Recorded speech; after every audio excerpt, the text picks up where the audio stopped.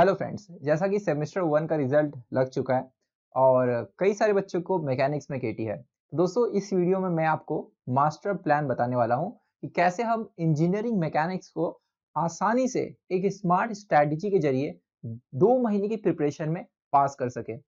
इसी तरह दोस्तों, अगर आपको किसी दूसरे सब्जेक्ट में केटी है, चाहे वो BEE हो, मैथमेटिक्स हो, फिजिक्स एंड केमिस्ट्री हो, तो इसकी क्रैश कोर्स हम अपने वेबसाइट में प्रोवाइड कर रहे हैं। ऑलमोस्ट फ्री ऑफ कॉस्ट है। मतलब जिस कोर्स का प्राइस 5000 से 10000 होता था, उसमें उसको हम ऑलमोस्ट फ्री में प्रोवाइड कर रहे हैं। फिजिक्स केमिस्ट्री बिल्कुल फ्री है, इसके लिए आपको कुछ चार्ज नहीं देने की जरूरत है, जिसमें हम आपको पेपर सेट के साथ साथ एक्सपेक्टेड क्वेश्चंस के सॉल्यूशंस भी प्रोवाइड कर रहे हैं कि एग्जैक्टली एग्जाम में कैसा लिखना है। बिकॉज जब आप लोकल बुक्स फॉलो करते हैं तो आपको प्रॉपर मार्क्स नहीं दिया जाता है अगर हम फिजिक्स या केमिस्ट्री की बात करें। आइए दोस्तों, इस वीडियो की शुरुआत करते हैं, जिसका पर्पस है मैकेनिक्स में कैसे हम अप्रोच रखें और किन क्वेश्चंस को प्रैक्टिस करें ताकि आसानी से इसे हम पास करें। क्योंकि बहुत सारे ऐसे बच्चे होते हैं आजकल हम देखें, जिन्हें कंप्यूटर इंजीनियरिंग जिनका ब्रांच होगा, IT होगा, AI होगा, DS होगा, तो उनको इस सब्जेक्ट में बहुत ज्यादा इंटरेस्ट नहीं होता है और इस सब्जेक्ट का ना तो इस फील्ड में आगे जाकर के बहुत कोई स्कोप होता है। तो इसलिए ऐसा बोलना सही नहीं होगा कि अगर आप इंजीनियरिंग मैकेनिक्स में फेल होते हैं तो आगे आप अच्छा कुछ नहीं कर पाओगे। बिकॉज आने वाला जो ईयर है उसमें इस सब्जेक्ट का कोई रिलेवेंस नहीं है। अगर आपका ब्रांच सॉफ्टवेयर से, कोई भी रिलेटेड सॉफ्टवेयर से रिलेटेड ब्रांच हो, चाहे AIDS हो, CS हो, IT हो, एनीथिंग, ओके। तो यहाँ पर मैं आपको जो सबसे पहली मिस्टेक है जो स्टूडेंट्स करते हैं वो बताना चाहूंगा। सबसे पहली मिस्टेक होती है कि कई सारे बच्चे ये सोचते हैं कि जिन चैप्टर्स को ज्यादा वेटेज है हमें सबसे पहले उस पर ध्यान देना चाहिए, जैसे इक्विलिब्रियम, फ्रिक्शन। तो लेकिन एक जो सबसे बड़ा फैक्टर होता है पूरे प्रिपरेशन में, वो भूल जाते हो आप कि जिस चैप्टर का सबसे ज्यादा वेटेज है, इसकी क्या गारंटी है कि उस चैप्टर के सारे क्वेश्चंस आप आसानी से सॉल्व कर लोगे। जैसे दोस्तों, अगर हम इक्विलिब्रियम में फ्रिक्शन की बात करें तो ये बात सही है कि इससे बहुत सारे क्वेश्चंस आते हैं, लेकिन इसमें प्रॉब्लम्स की बहुत सारी वेराइटीज है। मतलब इसकी कोई गारंटी नहीं है कि आप जो प्रॉब्लम करके जा रहे हो एग्जाम में एग्जैक्टली वही प्रॉब्लम आए। प्रॉब्लम बदल भी सकता है। तो इसलिए आपका जो अप्रोच होना चाहिए पासिंग के लिए, वो सबसे पहले ये होना चाहिए कि वो कौन से चैप्टर है जो आसान है और उनमें नंबर ऑफ क्वेश्चंस भी ज्यादा वेरी नहीं करते हैं, मतलब टाइप्स ऑफ क्वेश्चन भी फिक्स है।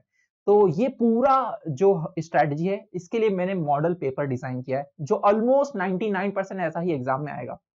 तो आइए आपको मैं उस मॉडल पेपर की तरफ लेके जाता हूं और इस मॉडल पेपर के अकॉर्डिंग आपको प्रिपरेशन कैसे करनी है बचे 2 महीनों में, ये मैं आपको यहाँ पर दोस्तों समझाऊंगा। So let's start.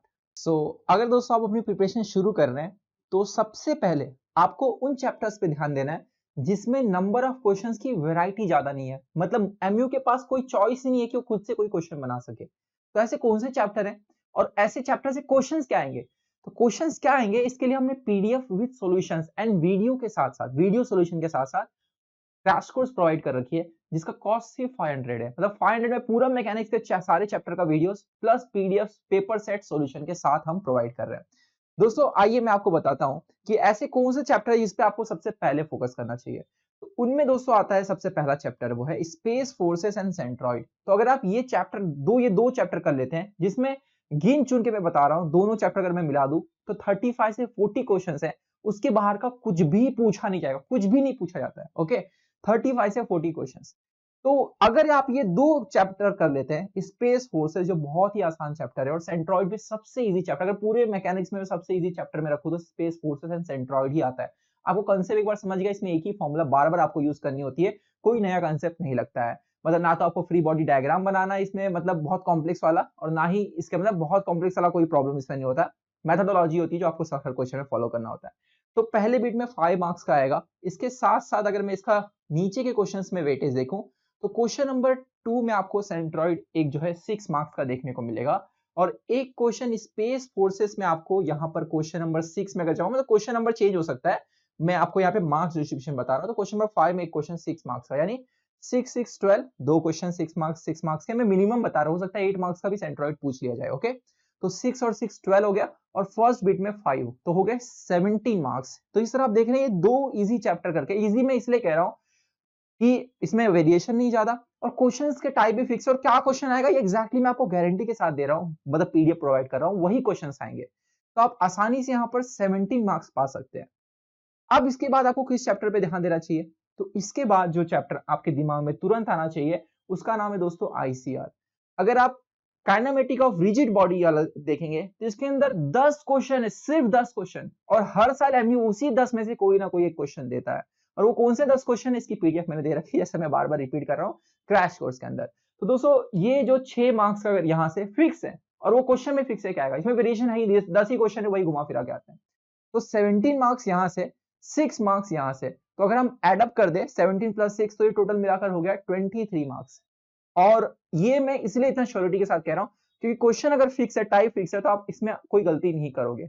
ओके, तो 23 मार्क्स हमारे यहाँ पर आ गए। ये मैं मिनिमम बता रहा हूँ, आईसीआर से 2 क्वेश्चन एक्चुअली में आते हैं। एक यहाँ पर आएगा आपको 6 मार्क्स का, और एक पहले बीट में अगर आप जाओगे तो एक जो है इनकी जनरल बेसिक फॉर्मूला होती है, उसके ऊपर क्वेश्चंस आते हैं जो आपको यहाँ देखने को मिलेगा। पर ये ऑप्शनल में कभी कभी पूछ लेते, कभी कभी नहीं पूछते हैं, तो मैं इसको अभी काउंट नहीं कर रहा हूँ, तो मैं मिनिमम पकड़ के चल रहा हूँ। मिनिमम 23 मार्क्स आपका फिक्स है अगर आप ये 3 चैप्टर को कर लेते हैं, इसमें बहुत ज्यादा वेरिएशन नहीं है। इसके बाद दोस्तों आपको किस पे टारगेट करना चाहिए, देखो आप सीक्वेंस को समझो अच्छे से। हमें सबसे पहले उस पर ध्यान देना है जो स्कोर करने में इजी हो। ये मत देखो कि फ्रिक्शन का बहुत ज्यादा वेटेज है तो फ्रिक्शन और इक्विलिब्रियम, लोग बोलते हैं ना कि फ्रिक्शन और इक्विलिब्रियम कर लो पास हो जाओगे। अरे यार उसमें ये तो देखो कि बच्चा फेल क्यों हो रहा है, क्योंकि उसकी बेसिक नहीं क्लियर है, वो फोर्स रिजॉल्व नहीं कर पा रहा है, फ्री बॉडी सही से नहीं बना पा रहा है, रिलेशंस अच्छे से नहीं लिख पा रहा है, इसलिए उसे केटी लग रही है, राइट। तो सबसे पहले केटी वालों को उससे टारगेट करना है जो इजी टॉपिक है, जो आसान आपको मतलब आसानी से आप ये कर लोगे, हैंडल कर लोगे। आपको ये नहीं देखना है कि आपके पेपर में कितने क्वेश्चन छूट जा रहे हैं, ये देखो कि मेरे को पास होने के लिए मैं कितने कर पाऊंगा, राइट। तो आपका अप्रोच इस तरह का होना चाहिए। तो इसके बाद दोस्तों आपको काइनेमेटिक ऑफ पार्टिकल्स पे 2 चीजों पे ध्यान देना है। इसमें टोटल 3 टॉपिक्स हैं। एक प्रोजेक्टाइल मोशन, जो मुझे लग रहा है अगर आपको केटी है तो आपको उसको इनिशियल लेवल पे हाथ नहीं लगाना चाहिए अगर आपका कंसेप्ट नहीं क्लियर। अगर आपने जेडब्ल्यू के समय किया था तो बहुत अच्छी बात है, वैसे उसकी भी मैंने पीडीएफ दे रखी है जिसमें से हर साल उसी में से क्वेश्चन आता है, उसके बाहर का कोई क्वेश्चन नहीं आता जो हमने पीडीएफ प्रोवाइड की है। बट फिर भी चलो मैं उसको मतलब मान लेता हूँ, चलो थोड़ी देर के लिए हम ये मान लेते हैं कि काइनेमेटिक्स ऑफ पार्टिकल में आप ये प्रोजेक्टाइल मोशन जो है ये टॉपिक को छोड़ देते हो, ठीक है, इसे आप नहीं करते हो। तो कौन से 2 टॉपिक है जो इजी है इसमें करने के लिए, तो ये पूरे चैप्टर में दोस्तों एक पर्टिकुलर टॉपिक है जिसमें ग्राफ दिया होता है, उसका एरिया वगैरह निकाल करके आपको वेलोसिटी एक्सेलरेशन का ग्राफ बनाना होता है, उसका रिलेशन फाइंड करना होता है, जो बहुत आसान है अगर आप एक बार सीख लेते हैं तो। इसमें दूसरा टॉपिक होता है, इक्वेशन दी होती है, डेरिवेटिव और इंटीग्रेशन करके वेलोसिटी डिस्प्लेसमेंट निकालना होता है, जो आपको 11th 12th में सिखाया जाता है, वो इसी टॉपिक होता है। इसके अंदर दोस्तों तीसरा टॉपिक होता है रेक्टिलिनियर मोशन, कर्विलिनियर मोशन में टेंजेंशियल वेलोसिटी वगैरह डायरेक्ट फॉर्मूला का यूज करके निकालना होता है, मतलब कोई भी यहाँ पे कॉम्प्लेक्सिटी नहीं होती है। तो अगर आप इन टॉपिक्स का मार्क्स डिस्ट्रीब्यूशन देखोगे जो यहाँ पर मैंने शो कर रखा है, तो थोड़ा सा मैं इसको जूम इन कर लेता हूँ, 1 मिनट रुकिएगा।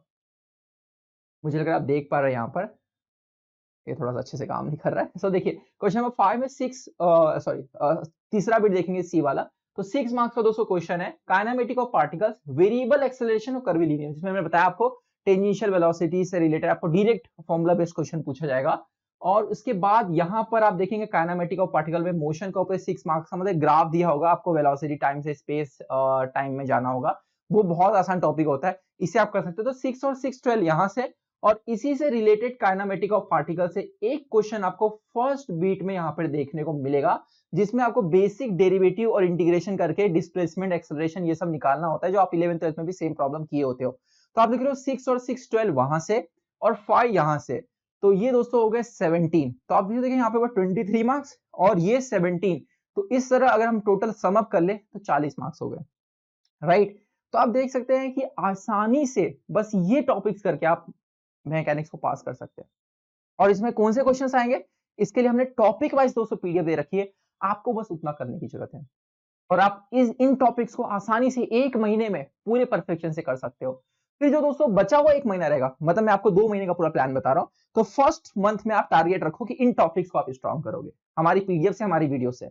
और उसके बाद कुछ नहीं आएगा, नहीं तो मैं जो भी आपने 500 दिया हुआ आपको रिफंड कर दूं, उसके बाद कुछ नहीं आएगा, ये गारंटी मैं हर बार देता हूं। और वो बिकॉज मैं श्योर हूं कि उसके बाद कोई प्रोफेसर बनाता नहीं, क्योंकि मेरे प्रोफेसर जो भी कॉन्टेक्ट में हमारे प्रोफेसर जो भी हायर सीनियर प्रोफेसर है, उनसे हम एडवाइस लेके ही आपको ये बताते हैं।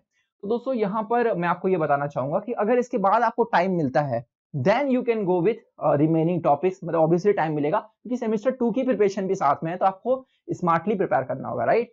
तो अब इसके बाद जो है आप ध्यान दे सकते हैं बचे हुए टॉपिक्स पे जो आपने पहले किए होंगे थोड़ा बहुत अच्छे से। जैसे फ्रिक्शन की अगर दोस्तों बात करूं तो वेजेस के ऊपर क्वेश्चन आना ही है, राइट। फ्रिक्शन में एक ब्लॉक के ऊपर क्वेश्चन आना ही है, इक्विलिब्रियम में जो है वो आपको बीम के ऊपर क्वेश्चन देखने को मिलेगा। तो वो टॉपिक्स फिक्स है जो आपको पता है आना ही आना है। फर्स्ट बीट में रिजल्टेंट कंकरेंट पे एक क्वेश्चन आ जाता है जो हर बच्चा प्रैक्टिस करके जाता है। तो ये वो टॉपिक्स है जो हर कोई करता ही है, मतलब आपको एक बार थोड़ा सा प्रैक्टिस कर लोगे तो इनसे भी आप 3-4 क्वेश्चन आराम से निकाल लोगे एग्जाम में, राइट। तो लेकिन ये फर्स्ट मंथ के बाद आपको टारगेट करना चाहिए, क्योंकि इसमें मिस्टेक होने के चांस ज्यादा होते हैं। जैसे बीम के क्वेश्चंस हो गए, राइट, या कोप्लेनार में रिजल्टेंट फाइंड करना हो गया। अगर आपको केटी है तो जरूर आपका थोड़ा कैलकुलेशन मिस्टेक होता होगा, तभी आपको मार्क्स नहीं मिल रहा है, राइट। तो इनमें कैलकुलेशन मिस्टेक ज्यादा होते हैं रिजोल्यूशन वगैरह में। तो इनको आप नेक्स्ट मंथ में प्रैक्टिस करना, जब मतलब फर्स्ट मंथ में आप ये सारे टॉपिक्स करोगे जो मैंने बताया, देन आप इस मॉडल पेपर के अकॉर्डिंग मैंने दे रखा है कौन से टॉपिक से कौन सा क्वेश्चन आपको पूछा जाएगा, तो आप इसके अकॉर्डिंग जो है रिमेनिंग टॉपिक से क्वेश्चन प्रिपेयर कर सकते हो। तो ये टॉपिक्स में कौन सा क्वेश्चन किस तरह का आएगा, इसके लिए हमने 3 पेपर सेट दे रखे हैं क्रैश कोर्स में।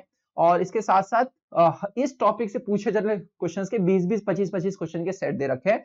तो इसमें से जितना भी आपके पास टाइम बचा है, आप रिमेनिंग टॉपिक्स उन पीडीएफ से प्रिपेयर कर सकते हो और आसानी से आप 250 मार्क्स 2 महीने में स्कोर कर सकते हो। अगर आपको केटी लगी हुई है, मैं पास होने के लिए बता रहा हूं। बाकी आप स्मार्ट हो, किसी वजह से आपको केटी लगी है, तो आपको लगता है कि आप बहुत मतलब पढ़ने में अच्छे हो, तो आप इसमें 10 पॉइंटर भी ला सकते हो हमारे पीडीएफ को फॉलो करके। तो मुझे लग रहा है दोस्तों आपको बहुत बेहतरीन समझा कि क्या स्ट्रेटेजी आपको फॉलो करनी चाहिए। बिल्कुल भी ऐसा मत जाइएगा कि पहले टफ टॉपिक्स कीजिएगा जिनके ज्यादा स्कोर्स हैं, फ्रिक्शन और इक्विलिब्रियम, फिर बाकी कीजिएगा। ये गलत स्ट्रेटेजी होती है, क्योंकि वो टॉपिक्स में दोस्तों जो है एंगल रिजॉल्व करना, एंगल पता करना, सब टफ चीजें होती हैं। मैं उनके लिए बोल रहा हूँ जो जिनको केटी लग रही है, राइट। आपको होशियार बंदा रहेगा, उसको बोलेगा सर उसमें क्या टफ है, सबका लेवल अलग अलग होता है, राइट। तो इसलिए आपको पहले इजी टॉपिक को प्रिपेयर करना चाहिए। तो मिलते हैं दोस्तों नेक्स्ट वीडियो में, जिसमें मैं बचे हुए जो सब्जेक्ट्स हैं, बाकी केटीज कैसे निकालनी है, उसके लिए एक स्मार्ट स्ट्रेटजी बताऊंगा। वैसे इसका क्रैश कोर्स का लिंक इस वीडियो के डिस्क्रिप्शन बॉक्स में दिया हुआ है, जहां पर जाकर के आप इसे बाय कर सकते हैं। अपने दोस्तों के साथ शेयर कीजिए ताकि मैक्सिमम लोगों की केटी निकल सके, जिस तरह हमने पिछली बार 1000 से ज्यादा लोगों की केटी निकलवाई थी। थैंक यू सो मच, मिलते हैं नेक्स्ट वीडियो में। बहुत बहुत धन्यवाद।